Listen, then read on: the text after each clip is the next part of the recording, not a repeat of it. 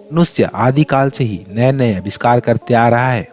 आज हम विज्ञान के युग में रह रहे हैं। विज्ञान ने जितने आविष्कार किए हैं उनमें हमारा जीवन सुखमय बना है तो कहीं न कहीं दुखमय भी हुआ है। विज्ञान से हमें जो कुछ भी मिला है उनमें परमाणु शक्ति भी है। बात है साल 1996 का, जब अटल बिहारी वाजपेयी के नेतृत्व में भारतीय जनता पार्टी की सरकार बनी। सरकार बनते ही इस सरकार ने एक ऐसा डिसीजन लिया जो भारत को उन देशों की लिस्ट में शामिल करने वाला था जो परमाणु शक्ति से लैस थे। अटल बिहारी वाजपेयी की सरकार ने परमाणु परीक्षण के प्रोग्राम को ग्रीन सिग्नल दे दिया था। इससे पहले कि ये प्रोजेक्ट शुरू होता, हमारे देश के कुछ सत्ता के लालचियों ने सरकार से समर्थन हटा लिया और सरकार गिर गई और फाइल फिर से एक बार धूल खाने लगी।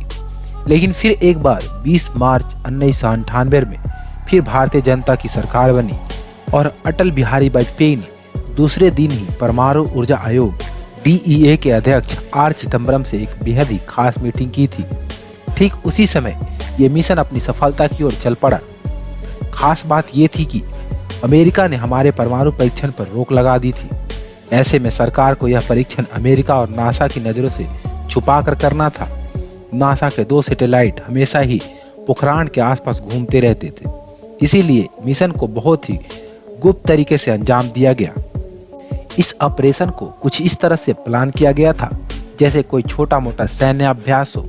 वैज्ञानिकों को सेना की वर्दी पहना दी गई और हर वैज्ञानिक को एक नकली नाम दिया गया जिस नाम का कोई ऑफिसर सेना में था ही नहीं। केंद्र तक जाने के लिए कुछ पासवर्ड दिए गए थे जो समय समय पर बदलते रहते थे।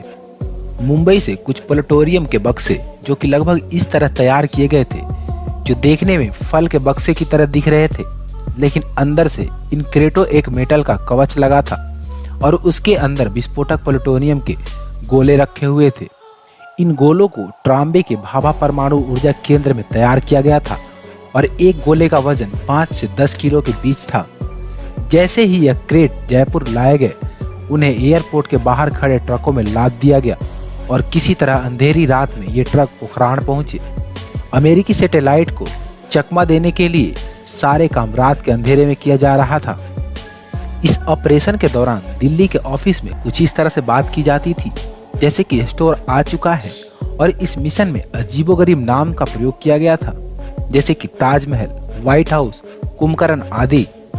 परीक्षण के लिए पोखरान को इसीलिए चुना गया क्योंकि यहाँ मानव बस्ती दूर दूर तक नहीं थी। जैसलमेर से 110 किलोमीटर दूर जैसलमेर जोधपुर मार्ग पर पोखरान एक कस्बा है।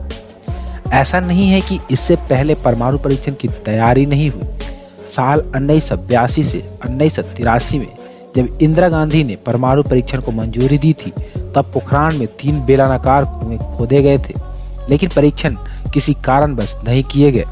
साल 1995 में भारत परमाणु परीक्षण करना चाह रहा था, लेकिन खबर लीक हो गई और उस समय प्रधानमंत्री नरसिम्हा राव को अंतर्राष्ट्रीय दबाव के चलते पीछे हटना पड़ा।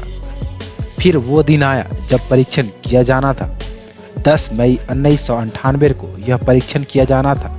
सभी वैज्ञानिक सेना की वर्दी में कंट्रोल रूम में बैठे थे। वैज्ञानिकों ने पूरी तैयारी कर ली थी, लेकिन कंट्रोल रूम से एक अलग ही टेंशन था। जब परीक्षण होना था उसी दिन रेत का तूफान आ गया था।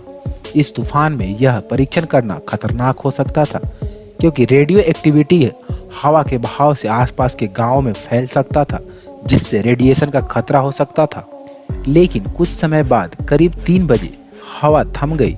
फिर 3:45 में एक जोरदार धमाका हुआ और परीक्षण सफल साबित हुआ। एक खास बात यह भी है कि परीक्षण से पहले भारत ने परमाणु अप्रसार संधि पर हस्ताक्षर नहीं किए थे। परीक्षण सफल होने की घोषणा APJ अब्दुल कलाम ने की, जिसके बाद वाजपेयी जी ने ऐलान किया और ऐसे हमारा देश भारत परमाणु लेस देश बन गया। आपकी क्या राय है? कमेंट सेक्शन में कमेंट करके जरूर बताइए। धन्यवाद।